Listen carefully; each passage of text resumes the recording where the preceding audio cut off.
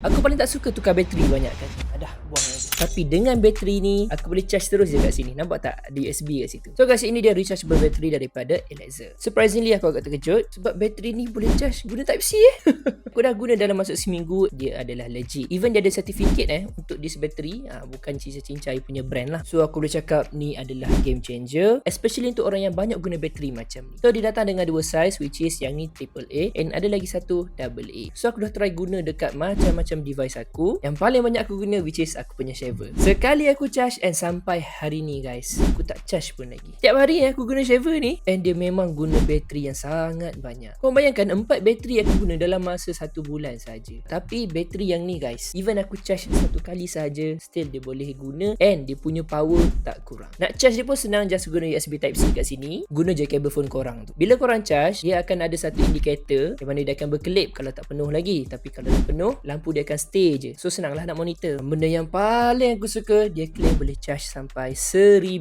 kali. So kalau nak bandingkan dengan sebuah bateri yang biasa yang aku dah baling tadi, penjimatan dia sangatlah banyak. Aku beli 2 biji pun dah boleh guna untuk berapa lama dah ni. So far untuk 1 minggu penggunaan, aku memang sangat berpuas hati dengan bateri ni. Aku dah tak kena fikir kalau bateri ni habis sebab aku boleh charge sahaja. Dah tak kena pergi beli dah. Jimat minyak, jimat masa, jimat duit lagi So guys, kalau korang nak beli, link aku sediakan dekat bawah.